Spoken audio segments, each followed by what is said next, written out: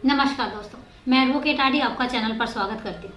I hope आप सब लोग बहुत अच्छे होंगे। दोस्तों, कई बार सेटिस्फैक्शन ना होने के जो दुष्परिणाम होते हैं बहुत भयानक होते हैं। लाइफ में मैं ये नहीं कहती हूँ कि संतोष हमेशा ही होना चाहिए।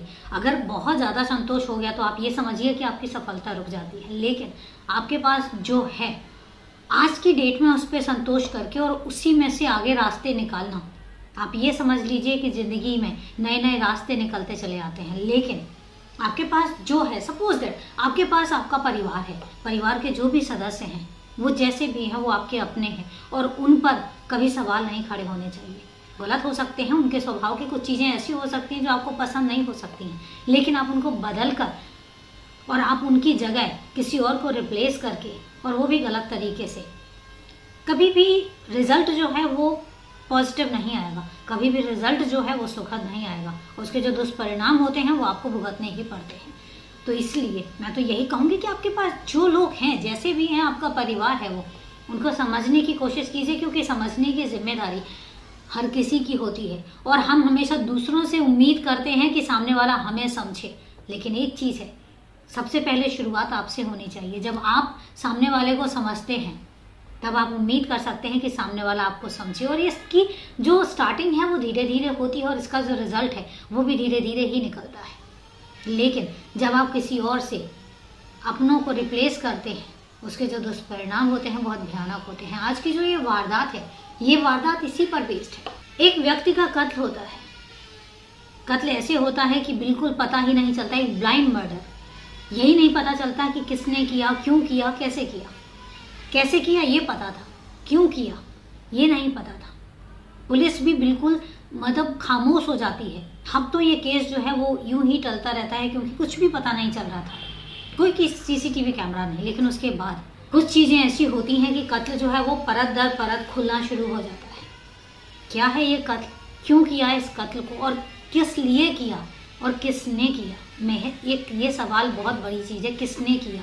जानेंगे आज इस केस को सिलसिलेवार और चलते हैं आज की वारदात पर। वारदात शुरू कर उससे पहले यही कहना चाहूँगी कि अगर आप अपने इस परिवार में पहली बार वीडियो वॉच कर रहे हैं या अभी तक आपने चैनल को सब्सक्राइब नहीं किया है तो सबसे पहले आप चैनल को सब्सक्राइब कर लीजिए, बेल आइकन भी प्रेस कर दीजिए ताकि फर्दर नोटिफिकेशन आप तक आसानी से पहुँच सके। और इसके अलावा वारदात के बारे में या वीडियो के बारे में या चैनल के बारे में आपकी कोई भी राय है कमेंट बॉक्स में जाके कमेंट करके ज़रूर बताइएगा।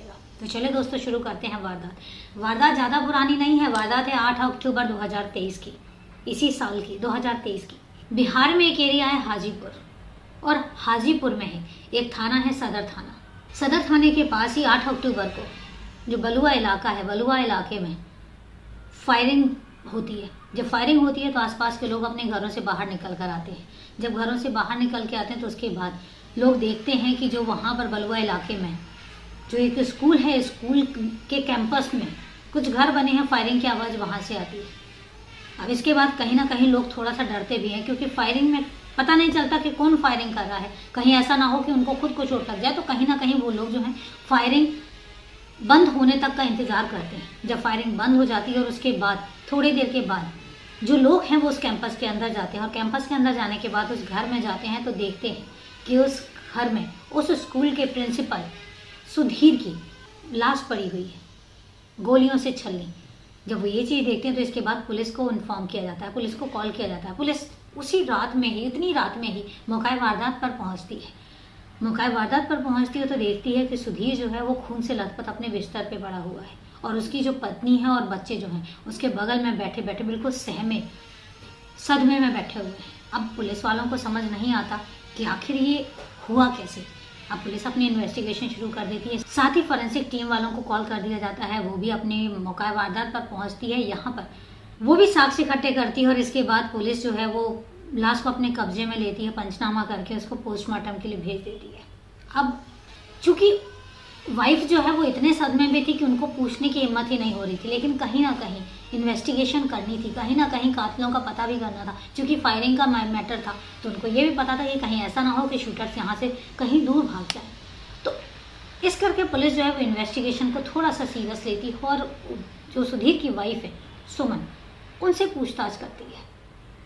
सुमन से पूछताछ करती है। सुमन कहती है कि 2 लोगों को मैंने सुधीर को मारते हुए देखा, फायरिंग करते हुए देखा, और उसके बाद वो यहीं से भाग गए।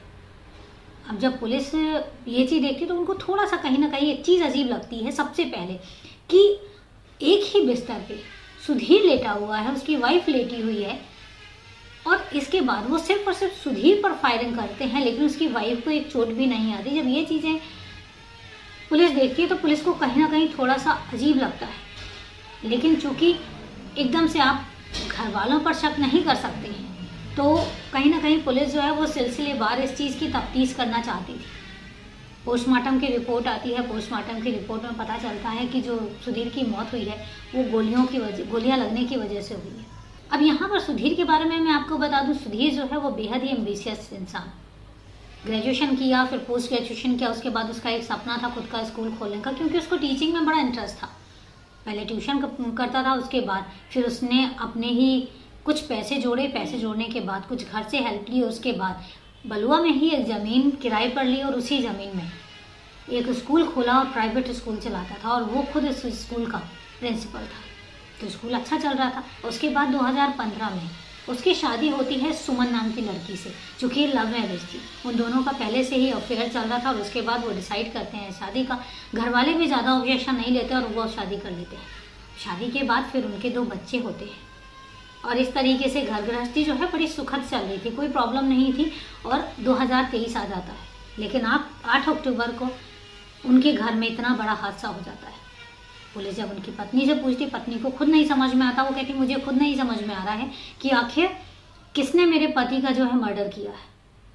अब पुलिस जो है वो अपनी तहकीकात जो है वो आगे बढ़ाती है, लेकिन अभी तक वो 0 पर थी। इस तरीके से हफ्ता निकल जाता है, हफ्ते तक कातिलों का कुछ भी पता नहीं चलता। फोर्स एंट्री के निशान नहीं थे, लेकिन हाँ, घर की जो खिड़की है वो खुली हुई थी। तो इसका मतलब या तो घर की खिड़की खुली रह गई थी, और या फिर जानबूझ के खोली गई थी। दोनों ही चीज़ें थी। पुलिस दोनों ही चीज़ों पर काम कर रही थी, लेकिन अभी तक कुछ भी ऐसा एविडेंस नहीं मिल रहा था जिस पर घर वालों पर शक किया जा सके। लेकिन इसके बाद धीरे धीरे हफ्ता गुजर जाता है। हफ्ते के बाद पुलिस वालों को एक बात पता लगती है कि स्कूल में कुछ दिन पहले सुधीर ने, एक टीचर है जिसका नाम था प्रभात को कुछ दिन पहले ही जॉब से निकाला था। अब हो सकता है कि ये दुश्मनी वाला मैटर हो, प्रभात जो है वो दुश्मनी ले गया हो कि उसको जॉब से निकाला गया। और जॉब से इस तरीके से नहीं निकाला गया, मतलब उसको इस तरीके से कि सबको पता लगा कि प्रभात को जॉब से निकाला गया है। एक होता है साइलेंट तरीके से निकालना, और एक होता है कि बोल के निकालना, या मतलब शोर शराबा करके निकालना, या सबको बता के निकालना। तो ये जो प्रभात को निकाला गया था, ये साइलेंट तरीके से नहीं निकाला गया था। तो कहीं ना कहीं हो सकता है, पुलिस को यही लग रहा था कि कहीं ना कहीं हो सकता है कि प्रभात का इसमें हाथ हो। अब प्रभात की तलाश शुरू होती है, तो प्रभात जो है वो गाजीपुर में होता ही नहीं है। अब प्रभात का नंबर लिया जाता है। जब प्रभात का नंबर लिया जाता है और उसकी कॉल डिटेल निकलवाई जाती है, तो कॉल डिटेल्स में एक चीज़ सामने आती है पुलिस के। सुधीर की पत्नी है सुमन की प्रभात से बात होती है। उनकी भी आपस में बातें होती हैं फ़ोन के थ्रू। अब जब उसकी कॉल डिटेल्स और डिटेल में निकाली जाती है, टाइम निकाला जाता है, तो पता चलता है कि उनके बीच में बहुत लंबी लंबी बात होती है। और जिस दिन सुधीर का कत्ल हुआ उस दिन भी सुमन की प्रभात से बहुत लंबी बात हुई थी। पुलिस जो है वो सुमन से पूछताछ करती है, तो सुमन कहती है हाँ, उनका घर में आना जाना था और मेरी उनसे बात होती थी। अब पुलिस इस एविडेंस पे कि हाँ सुधीर प्रभात की सुमन से बात होती है, इस बात पर शक करके और सुमन को गिरफ्तार नहीं कर सकती। अब पुलिस क्या करती है, पुलिस बहुत ही साइलेंट तरीके से धीरे धीरे अपनी इन्वेस्टिगेशन आगे बढ़ाती है। अब सबसे पहले वो प्रभात तक पहुंचना चाहती थी कि प्रभात कहाँ है, क्योंकि फर्स्ट अगर सस्पेक्ट कोई था तो वो प्रभात था। 2 रीज़न हो सकते हैं कि या तो उसकी सुमन से, पुलिस दोनों ही रीजन्स पर काम कर रही थी, कि या तो प्रभात की सुमन से अफेयर है, इस वजह से उसने सुधीर का मर्डर किया है, और या फिर हो सकता है कि जब उसको जॉब से निकाला गया था उसके करके वो खुन्नस में था और इस वजह से उसने सुधीर का मर्डर किया। तो फर्स्ट जो सस्पेक्ट था, क्योंकि इसके अलावा कुछ और निकल ही नहीं रहा था, तो फर्स्ट जो सस्पेक्ट था वो प्रभात ही था। अब प्रभात का साइलेंट तरीके से पता करना शुरू करती है पुलिस, ज़्यादा मशक्कत नहीं करनी पड़ती है, और प्रभात जो है वो पकड़ा जाता है। प्रभात को पकड़कर पुलिस स्टेशन लेकर आती है, और पुलिस स्टेशन लेकर आने के बाद फिर उससे पूछताछ करती है। शुरू में तो वो आनाकानी करता है कि मेरा कोई रोल नहीं है, मैं नहीं जानता हूँ कि किसने सुधीर का मर्डर किया। लेकिन जब पुलिस अपनी तरीके से पूछताछ करती है तो फिर अच्छे अच्छे क्रिमिनल जो है ना वो बोलने लग जाते हैं। और सुधीर प्रभात तो कोई क्रिमिनल भी नहीं था, पहले उसने कोई ऐसा क्राइम नहीं किया था। तो जब प्रभात से सख्ती तरीके से पूछी जाती है तो फिर प्रभात जो है वो अपना जुर्म कबूल कर लेता है। और उसके बाद फिर वो एक ऐसी कहानी बताता है, एक कत्ल की ऐसी कहानी खोलता है कि जब पुलिस ने सुना तो पुलिस के भी रोंगटे खड़े हो गए। प्रभात बताता है कि जब उसने स्कूल ज्वाइन किया, स्कूल ज्वाइन करने के बाद वो कई बार मैटर्स डिस्कस करने के लिए सुधीर के घर पे भी आता था। और जो सुधीर की पत्नी है सुमन, वो भी स्कूल जाती थी। इस आने जाने के चक्कर में इसी दौरान सुमन की और प्रभात की दोस्ती हो जाती है, नंबर एक्सचेंज होते हैं और बातें शुरू हो जाती हैं। बातों का सिलसिला तक तो ठीक था, लेकिन इसके बाद दोनों में दोस्ती होती है और ये दोस्ती जो है ये प्यार में तब्दील हो जाती है। और इसके बाद दोनों में नाजायज संबंध स्थापित हो जाते हैं। कुछ समय तक तो सुधीर को पता ही नहीं चलता, लेकिन ये बातें जो है वो छुपती नहीं हैं।